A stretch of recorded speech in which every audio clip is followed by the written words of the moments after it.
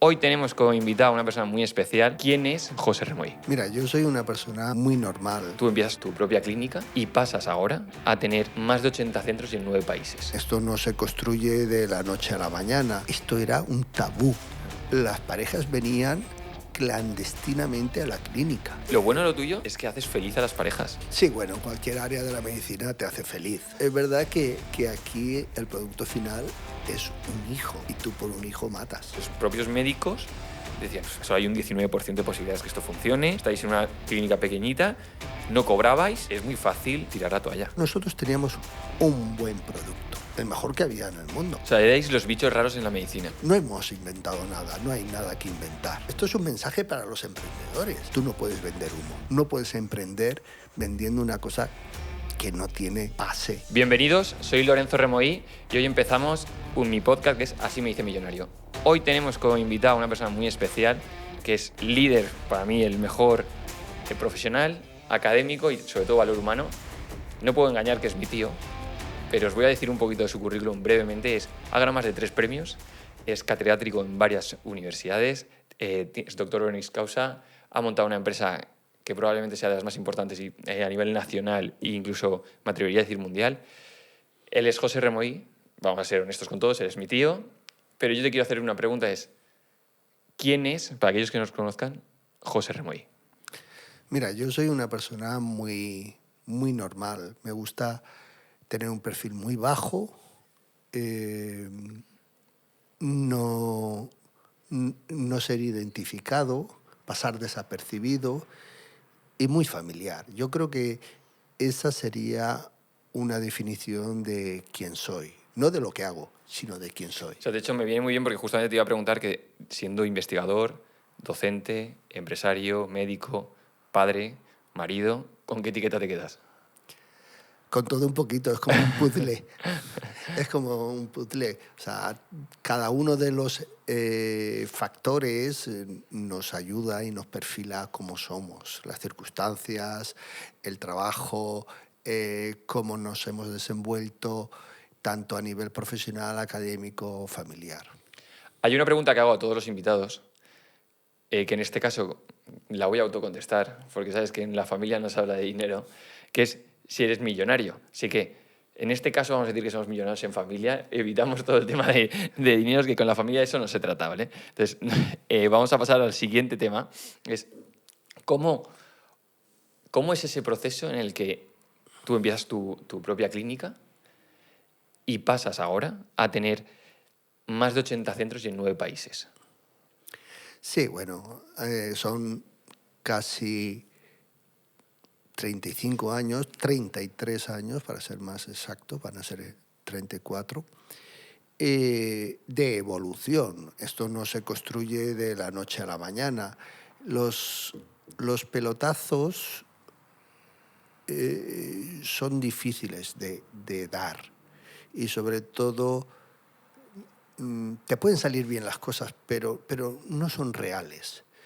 Y yo creo que la cultura del esfuerzo, la cultura de creerse uno mismo, de crecer, de hacerlo mejor, es lo que es las bases de evolución. Mira, digo nosotros porque yo siempre he tenido un socio, Antonio Pellicer. Éramos 2 chicos que no teníamos futuro. No teníamos futuro. Estoy hablando de... Yo acabé la carrera de medicina en el año 81. Hicimos la especialidad de ginecología en Valencia, en el Hospital Clínico. Acabamos en el finales de 86, principio de 87. Y no teníamos futuro. Absolutamente, en aquella época las circunstancias, la sociedad, había mucho paro médico, no teníamos. Y entonces decidimos seguir huyendo hacia adelante. La forma fue formarnos en Estados Unidos. Yo hice ginecología, hicimos ginecología, y dentro de la ginecología había una subespecialidad que era endocrinología de la reproducción, es decir, reproducción humana, que realmente era una parte de la ginecología odiada por los ginecólogos. Era odiada por los ginecólogos porque nadie quería hacer esterilidad, nadie quería hacer reproducción, porque no conseguían que las mujeres se quedaran embarazadas. Entonces, los ginecólogos en aquella época, cuando recibían una paciente o una pareja estéril, estaban deseando que se fueran a otro médico, porque era prácticamente un caso ya perdido. Entonces, nosotros nos fuimos a Estados Unidos, mi socio a la costa este, yo a California, a la costa oeste, y estuvimos durante 2 años haciendo la subespecialidad allí. Entonces, en Estados Unidos pensamos, oye, cuando volvamos a España, después de 2 años, 2 años y medio que estuvimos, ¿qué vamos a hacer? Porque esto no había nada. Y ahí decidimos, oye, pues vamos a hacer una clínica, vamos a montar para seguir haciendo lo que hacemos cada día aquí en Estados Unidos. Entonces, eso no existía. Regresamos a España y no existía. O sea, ¿no existía en Europa o en España? No existía. En Reino Unido existía. En el resto de Europa no existía mucho. Siempre había gente que se dedicaba a hacer reproducción, pero no así como un centro integral, exclusivo para hacer reproducción humana. Entonces, regresamos a Valencia y montamos una clínica que estaba, vamos, nos empeñamos hasta las cejas. ¿Saben? Yo, gracias a la Fundación Remoí y Fundación Pellicer, es decir, a nuestros padres, que nos subvencionaron la compra de un local y hacerlo. Entonces, era algo extraño en aquellas circunstancias porque nuestros colegas, nuestros compañeros, nuestros profesores nos decían, oye, ¿y vosotros vais a vivir de esto? O sea, erais los bichos raros en la medicina, ¿no? Claro. Dice, hay tantas parejas estériles como para que podáis vivir de esto. Entonces nosotros lo que hicimos fue trasladar el modelo que habíamos aprendido en Estados Unidos. No hemos inventado nada, no hay nada que inventar. Hay que aplicar, hay que trasladar. Entonces, nosotros desarrollamos lo que estábamos haciendo habitualmente, diariamente, en Estados Unidos y lo aplicamos aquí. Es verdad que los inicios fueron duros, porque allí todo el mundo ganaba dinero porque teníamos un staff, éramos 10. O sea, ¿empezasteis ya con 10 personas? Sí, y todos cobraban menos nosotros. Nosotros pasamos 2 años sin cobrar.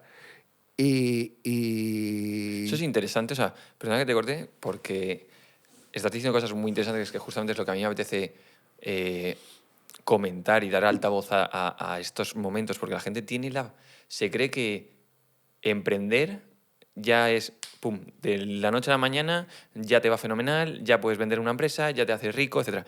Y hay poco, o se habla poco del esfuerzo, el sacrificio, de la paciencia que hay que tener en una empresa y que el empresario es el que realmente apuesta por el proyecto, el que probablemente si va todo bien, efectivamente el que más gane, pero el que más pierde si va mal, el que más arriesga y que durante mucho tiempo, cuando no hay o cuando no pueden darse, es el último en cobrar.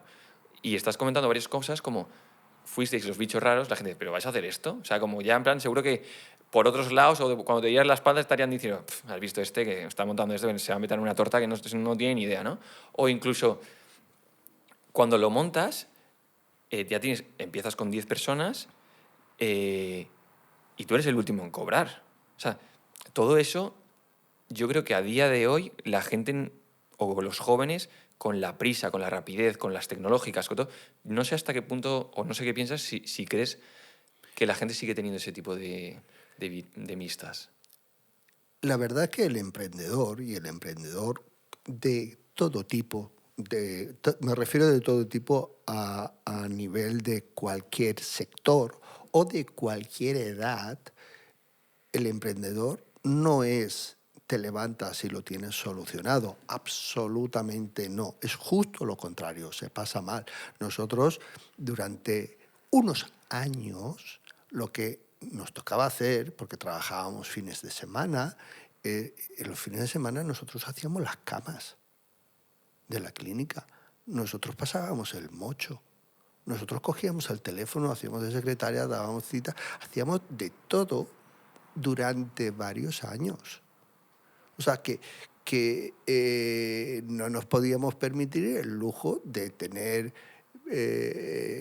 recursos para el fin de semana, porque la economía no daba. Si aún así nosotros no nos llevábamos nada de dinero a final de año o a final de cada mes. Entonces, esos inicios. Pero lo que pasa es que nosotros sabíamos que teníamos un buen producto.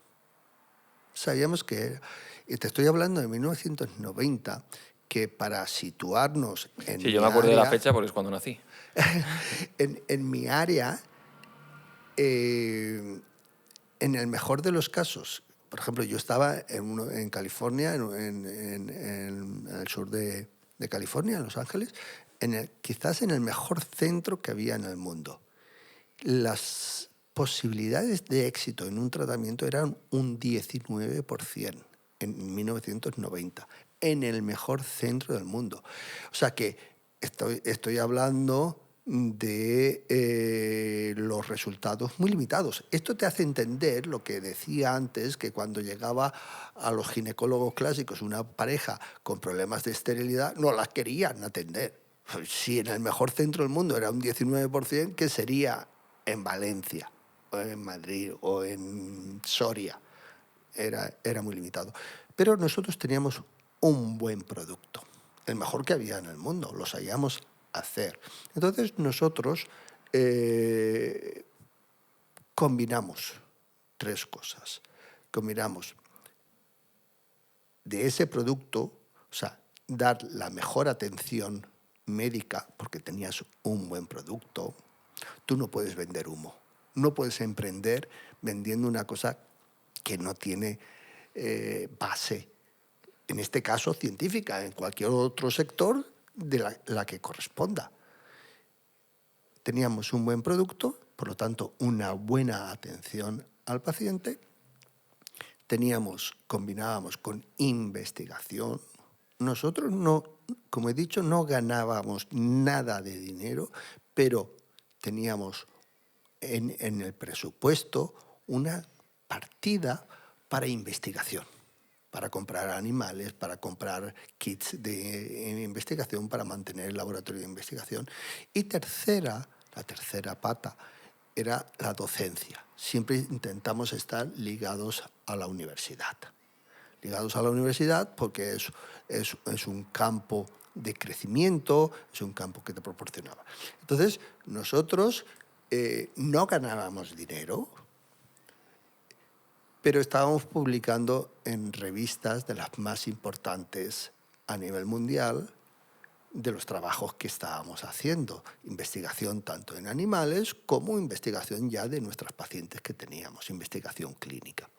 Entonces, resulta que nos conocían más en el extranjero, en otros países, que en Valencia o en España. O sea, en España típico que mucho siempre menos. se dice, ¿no? Que al final es mucho más fácil triunfar fuera que dentro de casa, ¿no?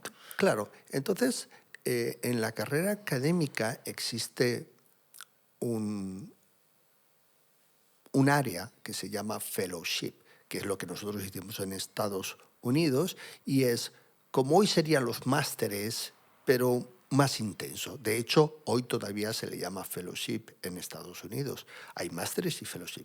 Es mucho más intenso. Es como hacer la especialidad, la subespecialidad. Entonces empezamos a tener peticiones de alumnos para ya ginecólogos extranjeros, fundamentalmente de Latinoamérica por el idioma, porque claro, eran formaciones clínicas y entonces se hablaba en español. Entonces empezaron a venir doctores ya ginecólogos a formarse durante 2 años aproximadamente, que era el tiempo que digamos, podías adquirir bien la destreza. Y empezamos a tener ya una, digamos, una impronta en el área de docencia, además de la que estábamos dando en la universidad. Entonces, era la combinación de estas tres cosas lo que te daba un producto sólido. Y tú cuando tienes un producto sólido y lo trabajas, no lo descuidas, eso rompe fronteras, porque nosotros estábamos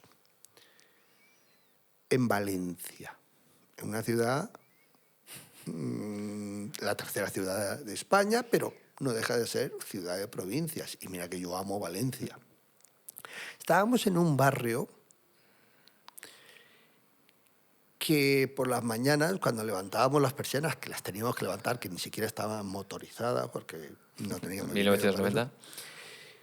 teníamos que pasar la escoba quitando jeringuillas. Madre mía. Pero teníamos un buen producto.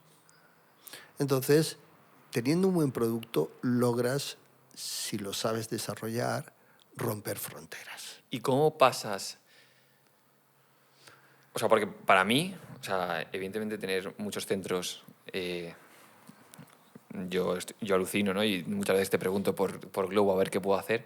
Pero yo creo que la clave ya no es la clínica 60 o 80, sino la segunda clínica. Ese momento en el que dices, vale, esto parece que funciona, estamos sin cobrar, estamos pasando el mocho, pero vamos a seguir apostando porque vamos a montar la segunda clínica porque veo futuro. Sí, Aunque por detrás digan, estos charaos, ¿qué están haciendo? sí.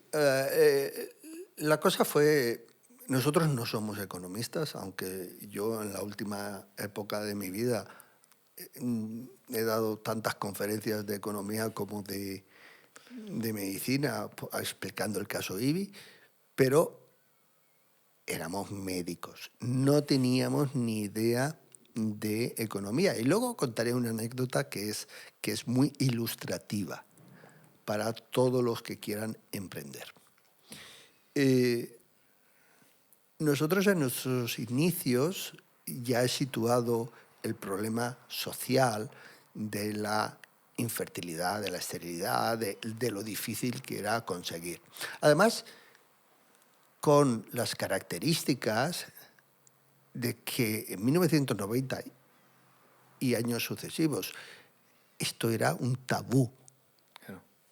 Las parejas venían clandestinamente a la clínica. Y Porque sería una vergüenza. claro, estaba considerado como un estigma social. Estaba mal visto. Gracias, luego, sobre todo a Hollywood, a las actrices, a las estrellas, que públicamente han ido diciendo, yo he tenido un hijo a los 40 y tantos, que yo he tenido un hijo con fecundación in vitro. O sea, esa mentalidad más abierta es lo que ha naturalizado la actitud de acudir a las clínicas de forma simple, de forma natural, como un servicio médico, como si me duele la pierna y voy al traumatólogo. Absolutamente. Pero en aquella época no. En aquella época iban de forma clandestina. O sea, eso es lo más... Es que eso todavía es Sí, más sí, sí, complicado, sí. porque, Sí, sí. porque incluso también te diría que a día de hoy yo creo que se está... Bueno, evidentemente la gran mayoría conoce el IBI, ¿no? Y la gente joven a lo mejor no es tan consciente y solo es consciente de la importancia de lo importante que sería ir al IBI cuando es joven, ¿no? Porque van a lo mejor cuando ya tienen el problema. Y hay Claro. veces que le podrían incluso haber solucionado sin haber tenido ningún tipo de trauma como el de ahora, ¿no? Pero Absolutamente.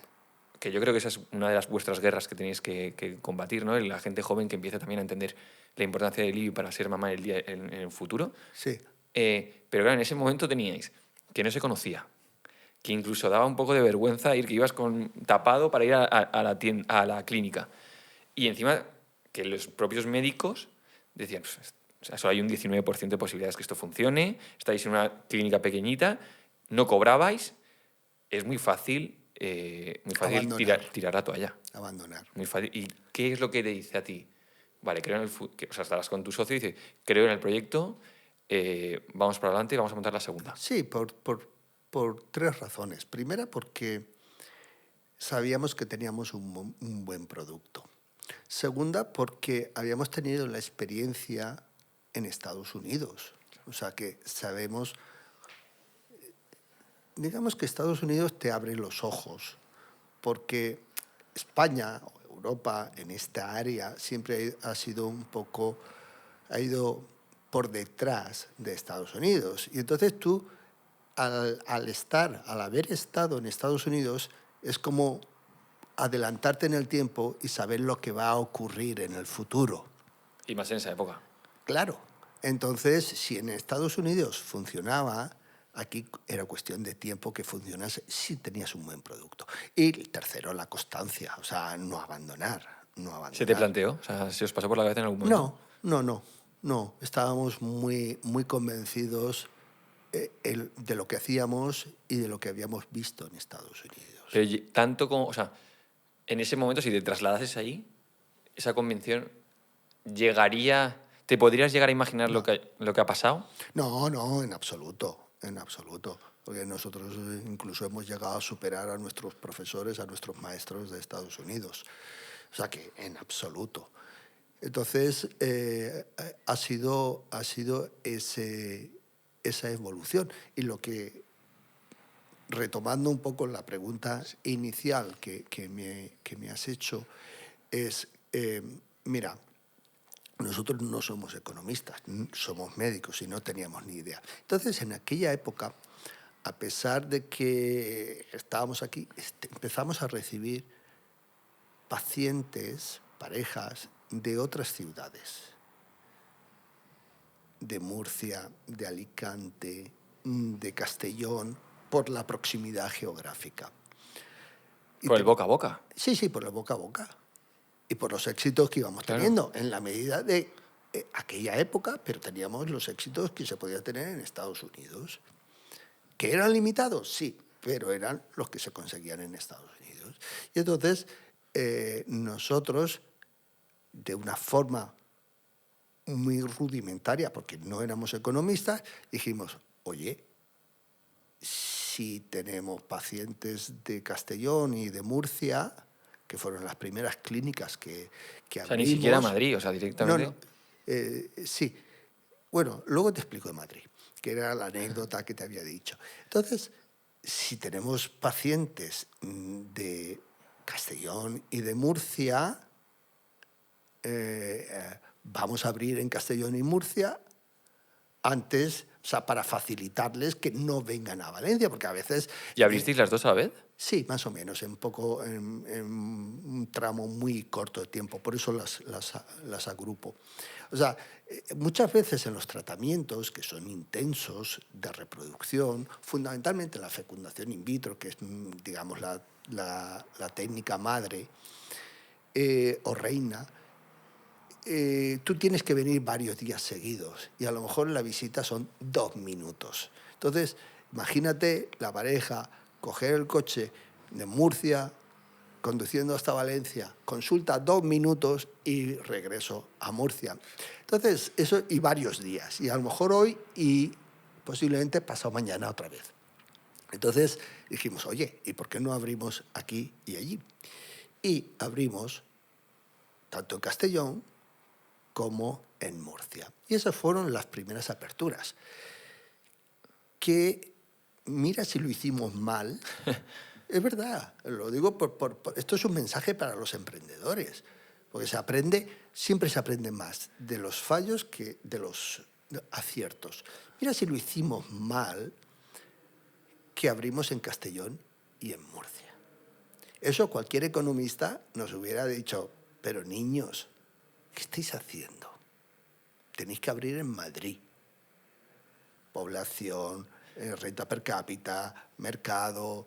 Completamente. Totalmente. De hecho, fíjate, te lo he dicho yo, ¿no fue Madrid la primera? ¿La segunda? No. Y es porque nosotros éramos médicos. Y entonces, al ser médicos, los análisis que nosotros hacíamos de empresariales, porque éramos nosotros, o sea, nosotros no lo guisábamos, nosotros no lo comíamos.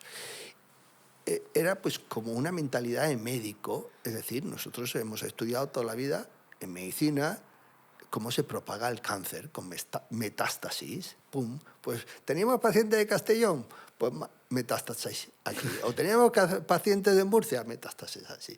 Y cualquier economista, te vuelvo a decir, nos hubiera dicho, oye, Madrid. También teníamos muchos pacientes de Madrid, íbamos teniendo muchos pacientes de Madrid. Pero en Madrid no fue ya por decir, tenemos pacientes de Madrid, sino eso, sino ya vimos que no habíamos ido antes porque nos daba miedo Madrid. Tipo de inversión, no tenemos esa capacidad y esto. Entonces, finalmente abrimos en Madrid. Luego, otra de las cosas que fuimos creciendo a lo largo de España, porque nos dimos cuenta de una cosa.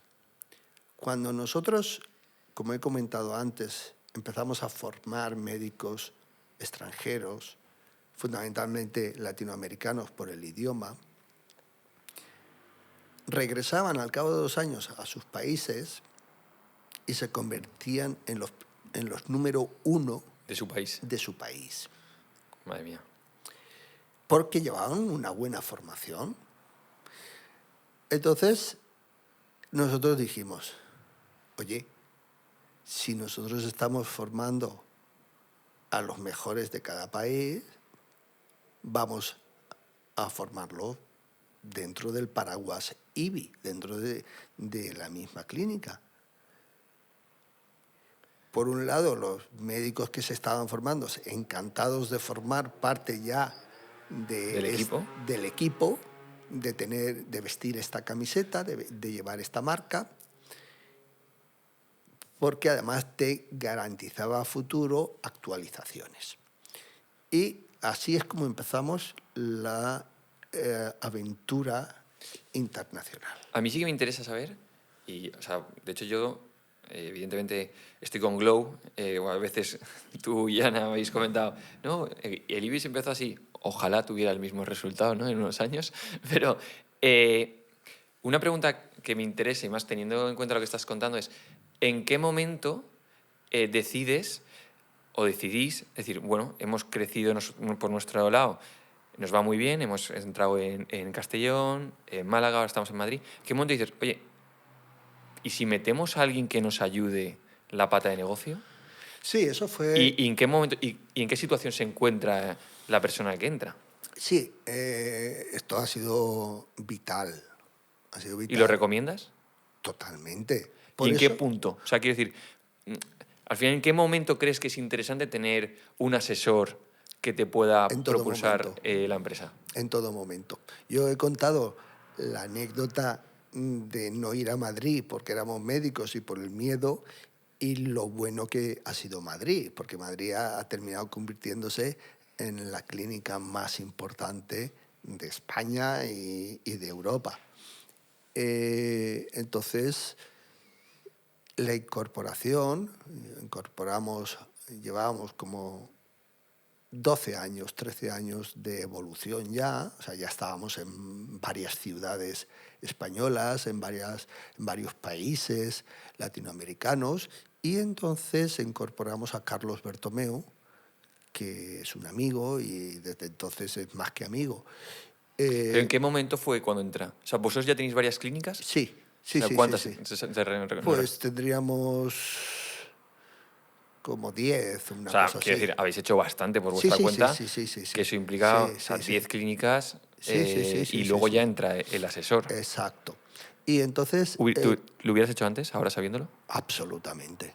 ¿Con la segunda ya? Absolutamente. Y con la primera, absolutamente. ¿Hubieras estado varios meses o un año más fregando por tenerle? Sí, absolutamente, porque te garantiza un crecimiento ordenado. Eso me interesa mucho porque en la fase en la que nosotros estamos en Glow y que estamos creciendo, sí que es verdad que tener una persona que ya tenga un poco de experiencia nos haría un crecimiento, que tú dices, mucho más estructurado y ordenado. Yo lo aconsejo totalmente. Nosotros introdujimos a Carlos Bertomeu, que en ese momento era el CEO de la compañía aérea Air Nostrum, y un hombre de empresa, forjado en empresas, y llevamos 20 años juntos, llevamos 20 años juntos. ¿La Y pandemia eso afectó? sí, por supuesto, por supuesto. La pandemia afectó muchísimo de forma psicológica y de forma económica y a nivel de crecimiento y todo. Psicológica porque tuvimos que cerrar las clínicas. Tenido que pagar los salarios. Sí, en ese momento teníamos 2.000 empleados, aprox, sin un futuro visible, o sea, una incertidumbre tremenda. Psicológicamente fue muy duro. Y claro, el cerrar clínicas se para la máquina y es verdad que tenemos colchón económico para afrontar eso, pero fueron momentos muy difíciles. Ya me puedo imaginar. Porque encima los pacientes no irían o tendrían miedo a la hora de ir. Tenías que... Bueno, y una incertidumbre bestial. Había de todo, porque el Ministerio de Sanidad cerraron las clínicas, habían pacientes que decían, oye, que yo me he quedado a mitad de tratamiento. Ya. Lo bueno Eh, de lo tuyo es que haces feliz a las parejas, ¿no? Porque la gran mayoría vienen de una desesperación, de un punto en el que yo creo es evidentemente una parte del éxito, ¿no? Que cuando no saben a dónde recurrir, porque de jóvenes nadie quiere ser padre o nadie tiene la idea, pero cuando les llega la hora, desesperadamente buscan ser padres de la manera que sea y no piensan en otra cosa que ser padres, ni en recursos económicos ni nada, lo dan todo. Entonces, que exista el IBI, y más en su momento, que te solucionaba ese problema, o sea, hacíais felices a la gente. sí, bueno, cualquier área de la medicina te hace feliz, porque si te estás muriendo y te salvan, te hace muy feliz. Pero es verdad que aquí el producto final es un hijo y tú por un hijo matas. Sí, sí, es dar vida. Es que estás creando familia. No son otras áreas que estás creando familia. Entonces, se considera la esterilidad una enfermedad. Por la Organización Mundial de la Salud lo considera una enfermedad, pero realmente no hay una patología que digamos, que te anule tu vida o que sea un riesgo, esto. Pero psicológicamente te destroza. Ya. Yo, la verdad es que el tiempo está pasando muy rápido. Me está encantando lo que me estás diciendo y yo me quedaría un poco más de rato. Pero sí que te quiero preguntar, ¿qué consejo le darías a alguien que quiere emprender? Porque hemos estado comentando mucho el tema del esfuerzo, de no esa mentalidad nueva que hay de las cosas vienen rápidas, ¿no? ¿Qué le dirías a un emprendedor? Y yo te voy a escuchar como emprendedor, ¿eh? Te voy a tomar ese Que consejo. tenga un buen producto. Que trabaje en mejorar su producto constantemente. Eso va de la mano de investigación e innovación. Que meta recursos en que sus productos sean mejor. Bien sean tecnológicos, bien sean informáticos, bien sea de laboratorio. Que sean mejor. Y que en el mercado no haya nada mejor que lo tuyo. No que el tuyo sea mejor, pero que el tuyo esté entre los top 10. O sea, producto, producto y producto. Producto. Y luego, esfuerzo. Creerse uno el negocio, tener paciencia, porque no te resuelve la empresa de hoy para mañana. Que el sacar el dinero es cuestión de años. Sí, es cuestión de años y es cuestión de creértelo. Y yo te agradezco mucho esto, además ya me lo has dicho más de una vez, que es verdad porque yo también soy muy impaciente. Yo al final, aunque no soy tan joven como las nuevas generaciones, soy joven, me crea lo de las cosas rápido. Sí que es verdad que yo noto mucho el tema del producto, por ejemplo, con Glow, que nos hemos centrado mucho en la calidad y noto que al principio que hicimos un marketing muy bueno, que la gente nos da a conocer, pero luego las recompras y las compras por desconocidos vienen por el producto, por el boca a boca de la gente que dice, oye, que esto funciona muy bien. Pues como comentabas un poco antes de que al final la vecina le decía a alguien, uy, que me ha ido muy bien, y te empezaban a llegar mucha gente a la clínica, ¿no? Pues nosotros, fíjate que tenemos un poder en redes que es bastante potente y que nos ha permitido estar Glow donde está en poco tiempo, pero nos hemos dado cuenta, a base de ir analizando, que lo que está haciendo la repetición del producto y el crecimiento es más el boca a boca que todo el tema de comunicación. O sea, estoy completamente de acuerdo. Tengo que aplicar un poco el tema de tener paciencia, porque yo mismo soy muy nervioso. Y ya por terminar, si tuvieras que resumir tu vida empresarial en una palabra, ¿qué dirías? Suerte. Porque, hombre, la suerte, como se dice, siempre te tiene que pillar trabajando, ¿no? Pero también he tenido suerte. He tenido suerte... Hombre, suerte, si quieres repito tu currículum. No, pero suerte de rodearme de gente que incluso es mejor que yo. Viendo tu currículum difícil, ¿eh? No. Todo el currículum que puedas leer está hecho por los colaboradores. Si tú no te rodeas de buena gente, profesionales, buen nivel de base y buenas personas, ojo, buenas personas, tú no vas a alcanzar el éxito. Si te rodeas de un buen equipo, por ejemplo, uno de nuestros secretos que puede llegar a comprender nuestro modelo y el mensaje a los emprendedores es que, por ejemplo, cada clínica que nosotros montábamos, los directores de clínica, muchos de ellos han llegado a tener más reconocimiento internacional que nosotros. Wow. Sí, y nosotros encantados. No es que fuera algo piramidal. Te tienes que rodear de gente muy buena, profesional y personalmente. Eso sí, vas a tener, como en toda empresa, unos valores, que es el conseguir, el que ser de los mejores, la honradez, la lealtad. Son valores que tú a tu equipo debes de transmitir y debes de pedirles. Yo tengo que decir una cosa, y no lo digo porque sea mi tío, pero yo al final, como referencia en la vida, pues tengo a mi padre, evidentemente, y luego a mi tío, porque creo que es una de las personas que ha cumplido el éxito en muchas partes de su vida. A nivel académico, pues es que solo tenéis que echar un vistazo a su currículum. A nivel profesional y empresarial, ha creado una de las empresas más potentes. Pero es que a nivel familiar y humano es que no os hacéis una idea de cómo es, porque tiene una humildad que no os imagináis. Y yo, más allá de aprender de él en el éxito, que desde luego es un referente y una línea que quiero seguir, es en esa humildad que tienes, porque yo al final tengo he tenido la suerte de poder conocer a gente muy brillante en distintos aspectos. Creo que nadie de los que yo conozco reúne las cualidades tan importantes de ser exitoso en su negocio, a nivel profesional y empresarial, al nivel de los que estamos hablando contigo. Y creo que no sabes lo que es el ego.